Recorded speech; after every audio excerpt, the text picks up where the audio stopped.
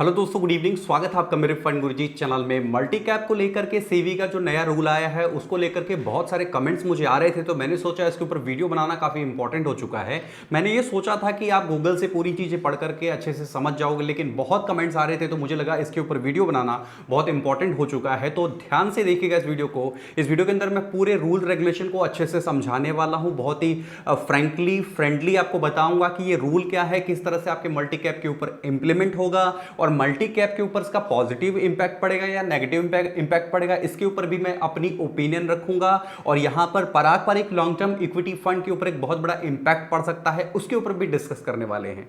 तो अगर आप एक अच्छे मल्टी कैप में निवेश कर रहे थे तो ये वीडियो आपके लिए बहुत इंपॉर्टेंट होने वाली है, और उन लोगों के लिए तो खासकर बहुत इंपॉर्टेंट होने वाली है जिन लोगों ने पारंपरिक लॉन्ग टर्म इक्विटी फंड के अंदर इन्वेस्टमेंट किया हुआ है या करने की सोच रहे हैं। तो वीडियो के साथ में अंत तक बने रहिएगा। वीडियो को एक लाइक करके अपना प्यार सपोर्ट दिखा दीजिएगा। चैनल को सब्सक्राइब करिए बेल आइकन के साथ में। और स्टॉक मार्केट सीखना चाहते हैं, मुझसे 1 to 1 बात करना चाहते हैं, अपने क्वेश्चन को जानना चाहते हैं, तो आप जाकर के डिस्क्रिप्शन में दिए हुए लिंक से डीमैट अकाउंट खोलिए, तभी तो आप इन्वेस्टमेंट कर पाओगे। और वहां पे जब आपका क्लाइंट आइडिया और मिल जाता है तो अपना क्लाइंट आईडी और नाम मुझे व्हाट्सअप कर दीजिएगा। मैं आपको अपने टेलीग्राम ग्रुप के अंदर ऐड कर लूंगा और वहां पर मैं आपके जितने भी क्वेश्चंस होंगे उसको क्लियर करने की कोशिश करूंगा। तो अभी आ चुके हैं आप मेरे लैपटॉप के ऊपर। सेबी की ऑफिशियल वेबसाइट मैंने यहां पर ओपन करी हुई है। ये लिंक मैं वीडियो के नीचे डिस्क्रिप्शन में भी छोड़ दूंगा। कुछ लोग डीपली पढ़ना चाहते हैं, मैं अगर हर एक लाइन पढ़ के आपको ट्रांसलेट करके बताऊंगा तो वीडियो थोड़ी सी खिंच जाएगी। कुछ और इंपॉर्टेंट चीजें मैं शेयर करना चाहता हूं, उसके लिए टाइम बचाना चाहता हूं, इसलिए मेन चीजें मैं यहां पर आपके लिए पढ़कर बताने वाला हूं। क्या इस लेटर के अंदर जो है सेबी बोल रहा है और फंड के ऊपर क्या इंपैक्ट पड़ेगा उसके बारे में आगे बात करेंगे।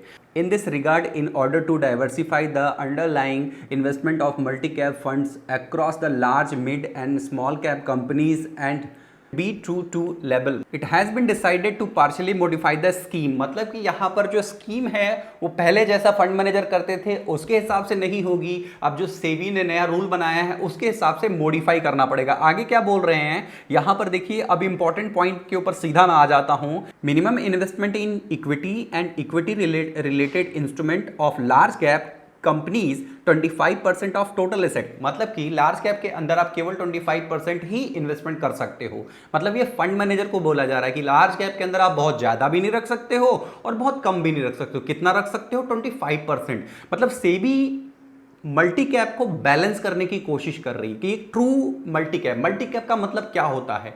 हर सेक्टर का मिक्स करके जो फंड बनता है वो मल्टी कैप बोला जाता है। तो पहले क्या था, ये कंफर्म नहीं था कि भाई ये कितने परसेंट लार्ज में रखेंगे, कितने परसेंट मिड में रखेंगे, कितने परसेंट स्मॉल में रखेंगे। तो अभी इन्होंने क्या किया है, इसको 25% लार्ज को कर दिया है। सेम यही चीज जो है 25% इन्होंने मिड कैप के लिए कर दिया है और 25% जो है स्मॉल कैप के लिए कर दिया है। मतलब देखा जाए तो स्मॉल और मिड कैप की तो यहां पर बल्ले बल्ले होने वाली है, क्योंकि 50% जो है वो इन्वेस्टमेंट होने जा रहा है। लेकिन ऐसा बिल्कुल भी नहीं है। थोड़ा वीडियो के साथ में रुकिए, अभी बहुत सारे इंपॉर्टेंट फैक्ट्स आपको जानने की जरूरत है कि जब फंड मैनेजर के सामने कुछ ऐसी सिचुएशन आ जाती है तो फंड मैनेजर किस तरह के एक्शन लेते हैं, उसके ऊपर भी मैं अपनी ओपिनियन आपसे जरूर शेयर करूंगा, क्योंकि बहुत लंबा चौड़ा म्यूचुअल फंड के अंदर इन्वेस्टमेंट का एक्सपीरियंस है जो आपको कहीं ना कहीं बेनिफिट जरूर देगा। तो इन बातों से इतना तो आपको समझ में आ गया है कि अभी जो है काफी सारी उथल पुथल हो सकती है, लेकिन जरूरी नहीं है कि फंड मैनेजर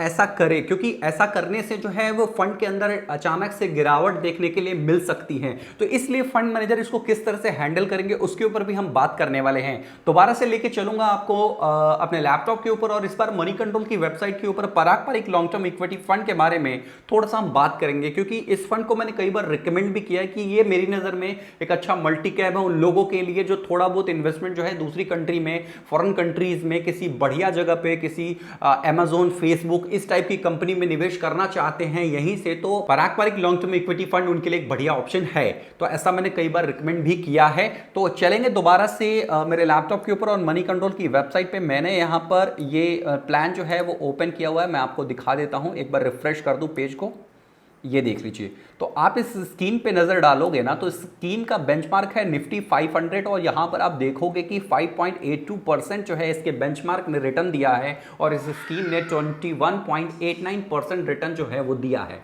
मतलब अपने बेंचमार्क को बहुत लंबी लीड देके चल रहा है ये स्कीम। इसका रीजन क्या है वो भी डिस्कस करेंगे। तो ये Parag Parikh long term equity fund के अंदर जो इन्वेस्टमेंट कर रहे हैं उसके लिए ये वीडियो बहुत सपोर्टेबल होने वाली है, उनको हेल्प करने वाली है। और आप लोग भी ना अभी किसी भी न्यूज़ के ऊपर सडनली एक्शन ले करके आप अपना लॉस ही कराओगे। यहाँ पर कोई भी एक्शन, कोई भी यहाँ पर डिसीजन लेने से पहले आप अच्छे तरीके से सोचिए, अच्छे अच्छे लोगों की वीडियोस देखिए।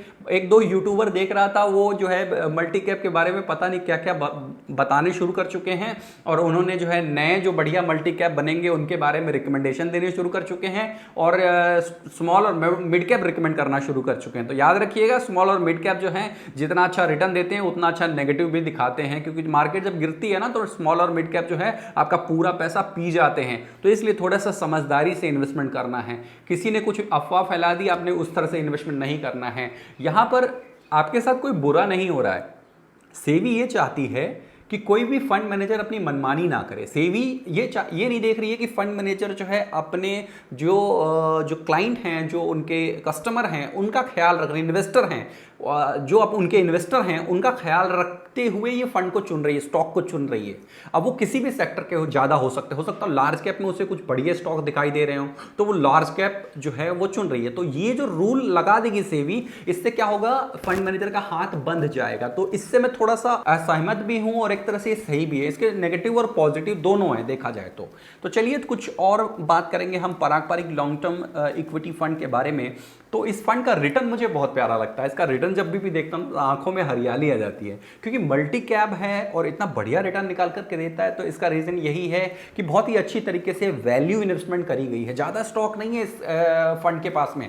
फंड मैनेजर ने बड़ी स्मार्टली यहाँ पर बढ़िया बढ़िया कंपनियों को चुना हुआ है, और विदेश में भी जो कंपनियां चुने हैं वो वेल रेपुटेटेड और लाइफ लॉन्ग कंपनियों को चुना है। तो यहाँ पर आप देखिए कि यहाँ पर जो एनुअलाइज रिटर्न है वो आप देखोगे तो हरियाली हरियाली आपको नजर आएगी। मिड कैप के जैसा रिटर्न जो है ये निकाल करके ये फंड दे रहा है। अभी इसको अगर मॉडिफाई करें, कस्टमाइज करें सेबी के इस नए रूल के हिसाब से, तो मुझे ये लगता है कि ये फंड जो है वो चरमरा जाएगा। तो मेरे ख्याल से इसको मुझे ये लगता है, मेरी अपनी ओपिनियन है, आप कोई भी अपना डिसीजन मेरी ओपिनियन पर लेने से पहले अपने फंड एडवाइजर से बात जरूर करें। तो यहाँ पर मेरी ओपिनियन ये है कि फंड मैनेजर इस फंड को मॉडिफाई नहीं करेगा। ये जो 25%, 25%, 25%, 75% जो है वो इक्विटी के अंदर जो यहाँ पे लार्ज कैप, मिड कैप और स्मॉल कैप में यहाँ पे बांटा गया है ना सेबी के नए रूल के हिसाब से, मुझे नहीं लगता कि इस फंड को उसके हिसाब से कस्टमाइज करेंगे। अगर कस्टमाइज करेंगे तो ये फंड थोड़ा सा नेगेटिव हो सकता है, फिर भी ये फंड बुरा नहीं रहेगा, मुझे ये लगता है। अच्छा, बाकी का जो पैसा है वो फंड मैनेजर अपने हाथ में रखते हैं। थोड़ा सा पैसा 5 to 10% के आसपास पैसा जो है इन हैंड रखते हैं, और बाकी का पैसा जो है डेट इंस्ट्रूमेंट में लगाया जाता है। जैसे कि कोई डेट सेक्टर है उनके अंदर निवेश किया जाता है, और बाकी पैसा जो है इन्होंने बहुत ही अच्छी तरीके से मॉडिफाई किया हुआ है। तो चलिए यहाँ पर देखते हैं कुछ और चीज़ें। तो एनुअलाइज रिटर्न मैंने आपको दिखाया, तो बहुत ही अच्छा रिटर्न इसने निकाल कर दिया है। अगर आप लंबे समय के लिए निवेश कर रहे थे ना, तो ये प्लान मुझे बहुत अच्छा लगता था। अच्छा, अगर ये चेंज होता है तो इसका नाम क्या होगा? मेरे हिसाब से पराग पारिक ये फोकस्ड फंड बन जाएगा। Parag Parikh long term focused fund बन जाएगा। जी हाँ, बिल्कुल सही बोल रहा हूँ, कुछ ऐसा ही ये बन जाएगा। और हो सकता हो पराग पारिक एक pure equity multi cap fund launch कर दे सेबी के नए रूल के हिसाब से, जो 25%, 25%, 25% उसके हिसाब से। तो आपकी भी टेंशन खत्म। अच्छा, कई लोग बोलेंगे सर ये मल्टी कैप तो रहा नहीं, लेकिन परफॉर्मेंस आपको वैसी ही मिलेगी जैसी कंसिस्टेंटली यहाँ पे परफॉर्मेंस आपको देखने के लिए मिल रही थी। तो पैनिक करने की जरूरत नहीं है। ओके, चलिए अभी यहाँ पर कुछ और चीज़ों पर ध्यान देंगे। तो यहाँ पे पोर्टफोलियो देखो, आपका दिल खुश हो जाएगा। यहाँ पर Amazon.com के अंदर इन्वेस्टमेंट किया गया है, और ITC के अंदर इन्वेस्टमेंट किया गया है। बहुत ही बढ़िया बढ़िया कंपनियों के अंदर, फेसबुक के अंदर इन्वेस्टमेंट किया गया है। तो बढ़िया बढ़िया रेपुटेड कंपनियों के अंदर इन्वेस्टमेंट आपके इसके पोर्टफोलियो में देखने के लिए मिल जाएगा। तो चलिए अभी एक चीज़ और यहाँ पर दिखाना चाहूँगा कि इस रूल के आने से पहले Parag Parikh long term equity fund के अंदर जो फंड मैनेजर ने इन्वेस्टमेंट किया है वो परसेंटेज के हिसाब से स्मॉल में, लार्ज में कहाँ पर कितना है। तो दोबारा से मेरे लैपटॉप पे आप देख पा रहे हैं, यहाँ पर लार्ज के अंदर 11.06% है, मिड के अंदर जितनी रिक्वायरमेंट है उसके आसपास है, 23.49% और स्मॉल के अंदर थोड़ा सा कम रखा गया 12.85%। अब यहाँ पर 25-25-25 करना पड़ेगा तीनों के अंदर, और बाकी जो है आप अपने हिसाब से मॉडिफाई कर सकते हो। तो यहाँ पर जो है थोड़ा सा प्रॉब्लम की बात हो जाएगी अगर इस फंड को मॉडिफाई कर देते हैं जैसा सेबी चाहती है उसके हिसाब से। मुझे ये लगता है कि ये एक फोकस्ड फंड के अंदर कन्वर्ट हो जाएगा। दूसरा ऑप्शन तो फिर मॉडिफाई ही करना पड़ेगा, और मॉडिफाई करेंगे तो थोड़ा टाइम के लिए नेगेटिव हो सकता है, लेकिन फिर भी ये फंड बढ़िया मल्टी कैप में ही काउंट होगा, क्योंकि रूल अकेले इसके लिए नहीं बना है, रूल सारे मल्टी कैप के लिए बना है। और जो लोग लॉन्ग टर्म के लिए निवेश करते हैं वो 6 महीने, साल भर, 1 साल, 2 साल के रिटर्न को देख करके इतने विचलित क्यों हो जाते हैं, मुझे समझ में नहीं आता। आप एक लॉन्ग टर्म इन्वेस्टर हो, खुद बोलते हो कि मुझे लंबे समय के लिए निवेश करना है, और थोड़े से टाइम में आप फंड को जज करना शुरू कर देते हो कि फंड खराब है। आपको बिल्कुल पैनिक करने की जरूरत नहीं है। एसआईपी को कंटिन्यू रखिए, एसआईपी जहां चल रही है वहां चलने दीजिए। चलिए कुछ और चीजें जो है लैपटॉप पे लेके चल के दिखाऊंगा मैं आपको। तो 1000 रुपीज की आप यहां पर एसआईपी कर सकते हो, 1000 रुपीज की ही आप इसके अंदर लमसम भी कर सकते हो अगर करना चाहते हो तो। और फंड साइज वगैरह देख लीजिए, यहां पर आपको दिख जाएगा। और फंड साइज की बात करें तो 4508.14 करोड़ इस फंड के पास में है, तो फंड साइज काफ़ी अच्छा है। बहुत सारे लोगों ने इसके अंदर भरोसा दिखाया, और मेरे जैसे जो यूट्यूबर हैं उन लोगों ने भी इस फंड को अच्छा ही माना है, क्योंकि हम इसको बहुत दिनों से ट्रैक कर रहे हैं और इसका जो कंसिस्टेंटली जो ये रिटर्न देता हुआ आ रहा है वो मुझे काफ़ी अच्छा लगा। फंड की परफॉर्मेंस अच्छी है, क्रिस्टल के ऊपर इसकी रेटिंग देखिए कमाल की मिलेगी आपको, टॉप बेस्ट मल्टी कैप में काउंट होता है, तो मेरे हिसाब से ये बेस्ट था। लेकिन अभी अगर इसके अंदर मॉडिफिकेशन होती है तो थोड़ा बहुत आपको जो है इंपैक्ट उसका देखने के लिए मिल जाएगा। चलिए देखते हैं सेक्टर वाइज यहां पर कितना कहां पर इन्वेस्टमेंट किया गया है। तो फाइनेंस सेक्टर के अंदर 23.43%, जहां पे सबसे ज्यादा पैसा बनने का चांसेस होता है। उसके बाद आप देखिए कंज्यूमर के अंदर भी अच्छा खासा इन्वेस्टमेंट है। टेक्नोलॉजी के ऊपर बहुत ही खासा फोकस किया गया है। टेक्नोलॉजी और कम्युनिकेशन को एक जैसा ही मान लीजिए, कम्युनिकेशन टेक्नोलॉजी लगभग एक जैसा आप मान सकते हैं, तो उसके अंदर ज़्यादा फोकस किया गया है। और यहाँ पर हेल्थ केयर के अंदर भी इन्वेस्टमेंट किया गया। तो जो फंड मैनेजर ने जो डिसीजंस लिए थे ना आपके लिए, वो काफ़ी कमाल के थे मेरे हिसाब से। अभी सेबी के नए रूल से यही होगा कि फंड का नाम चेंज कर देंगे, नहीं तो मॉडिफाई करना पड़ेगा। और जब मॉडिफाई करना पड़ेगा तो 25-25-25 हो गया 75%। थोड़ा पैसा कैश रखते हैं फंड मैनेजर अपने हाथ में कि कुछ ले खरीदना है, कुछ बढ़िया अपॉर्चुनिटी दिख जाती है तो खरीदने के लिए पैसा तो रहेगा ना कैश हाथ में, तो वो रहता है 5% से 10% के आसपास। मर्जी फंड मैनेजर की है, लेकिन इसके आसपास ही रहता है। बाकी डेट के अंदर भी रहता है थोड़ा बहुत, तो वो सारी चीज़ें जो है फंड मैनेजर को मैनेज करनी पड़ेगी।